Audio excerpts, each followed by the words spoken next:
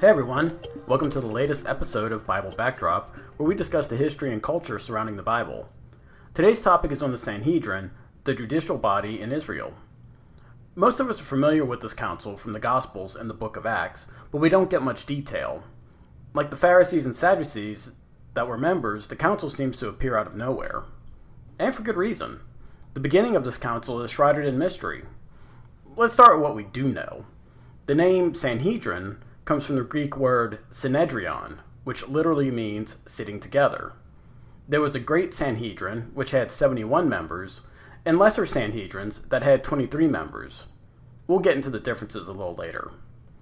There is speculation that the great Sanhedrin was based on the model God gave to Moses in Numbers 11:16 through 17.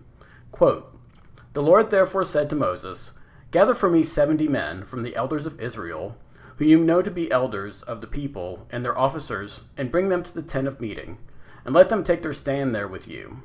Then I will come down and speak with you there, and I will take of the Spirit who is upon you, and will put him upon them.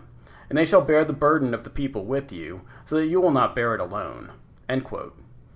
In this case, we see God setting apart 70 people plus Moses, which is how the great Sanhedrin came up with 71 members.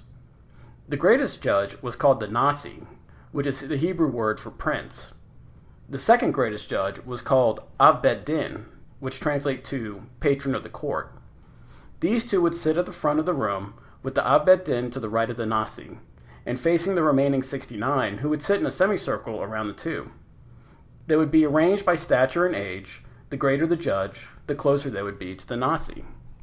During New Testament times, the great Sanhedrin met in the chamber of hewn stones in the temple. Since the temple was destroyed by the Romans, it is hard to find archaeological evidence of its location. The Talmud declares that it was built into the north wall of the temple, half inside and half outside. It included doors into the temple and to the outside. As I said earlier, the story of the Sanhedrin is mostly a mystery. There is no mention of this council in the Old Testament. The only verse that mentions anything about the judicial system in Israel is Deuteronomy 16:18.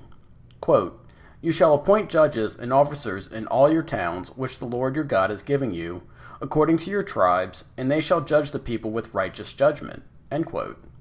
This seems very broad and lacks any structure. During the monarchy, the king and his advisors sat in judgment, as we see in 2 Samuel 15. Here, Absalom takes the opportunity to provide justice to people seeking it from the king and turns the hearts of Israel to him. This leads to a revolt and David being run out of Jerusalem. Another theory is that the Great Sanhedrin was formed during the Hasmonean period. If you remember in the episode on Pharisees and Sadducees, the Hasmonean dynasty was formed when Judas Maccabee rose up against Antiochus Epiphanes and reestablished the nation of Israel. This would dovetail nicely since there was probably a need for a judicial system and coincides with the rise of the Pharisees and Sadducees. Having deeply studied the Torah, they would have modeled their judicial system after it. One more theory points to 2 Chronicles 19:8, where King Jehoshaphat appointed, quote, Levites, priests, and elders, end quote, to sit in judgment. Either way, by the time we meet the Sanhedrin in the Gospels, they have been around for at least 200 years, maybe longer. By this point, they are considered the highest court in the land.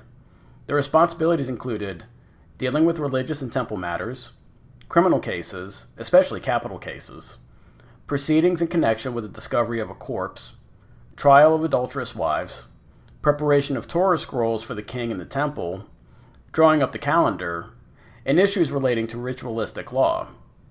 The Great Sanhedrin was the only body able to pass judgment on the high priest, the head of a tribe, or if the Nasi was accused of a crime. Other cases included uttering a false prophecy, rebellious teaching of an elder, and subversion of a whole tribe or town. They did not meet at night, on the Sabbath, or during festivals or festival eves.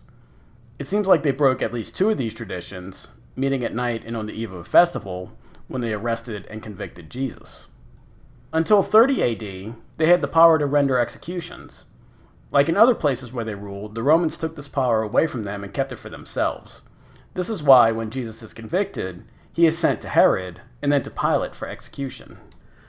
Besides the Great Sanhedrin, there were also lesser courts of 23 judges. This was the minimum amount of judges necessary to hold a capital case. There were 2 that met at the temple, one in the courtyard and one at the Temple Mount. There was also one in every sizable city. This may explain why nobody on the council who knew Jesus, such as Nicodemus, spoke up for him. If he was brought before a lesser Sanhedrin, they may not have been involved in the trial and didn't know about it until the next day. Below the courts of 23, there were also smaller courts of 3 judges that handled civil or petty criminal cases. They could not handle any case that may evolve into a capital case. The Sanhedrin could not initiate an arrest, another tradition they broke with Jesus' trial. During a proceeding, there were no attorneys. The accuser would state the offense in the presence of the accused, and the accused could bring in the witnesses of defense. Members would question the accuser, the accused, and the witnesses. While the Great Sanhedrin was the Supreme Court, people could not always appeal their case to them. If a smaller court, or the Court of 23, had trouble with the case, they could refer it to the 71. The judges in the court system had to show 7 qualities: wisdom, humility, awe of heaven, a loathing of money, a love for truth, the love of the people at large, and a good reputation. To be a part of the greater councils, either the 23 or the 71, a judge had to also achieve a distinction in the knowledge of Torah and possess other intellectual disciplines such as medicine, math, astronomy, or the teachings of idolatry in order to judge cases in those fields. This ensured that knowledge was spread throughout the body so you had ready experts. As we look at the Sanhedrin presented to us in the Gospels, we see a very powerful and likely a corrupt council.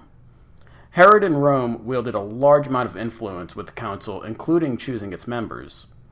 The body was split between Pharisees and Sadducees, with the majority probably being Sadducees, since they were the aristocratic and most compliant with Roman rule. They wielded arbitrary power over the populace, who was deathly afraid of them. We see this in John 9, when Jesus heals a blind man on the Sabbath. The parents of the man are brought in and questioned. They pass the buck to their son, who they claim is of age, as they don't want to incur the wrath of the council and be put out of worshiping at the synagogue or the temple. So to review, the Sanhedrin was the group of councils that formed the judicial system in Israel. The Great Sanhedrin was made up of 71 members. The greatest judge was called the Nasi, and the second greatest was called the Av Bet Din. There were lesser courts of 23 judges, which was the minimum to try a capital case. Then there were the smaller courts with 3 judges that tried civil and small criminal matters.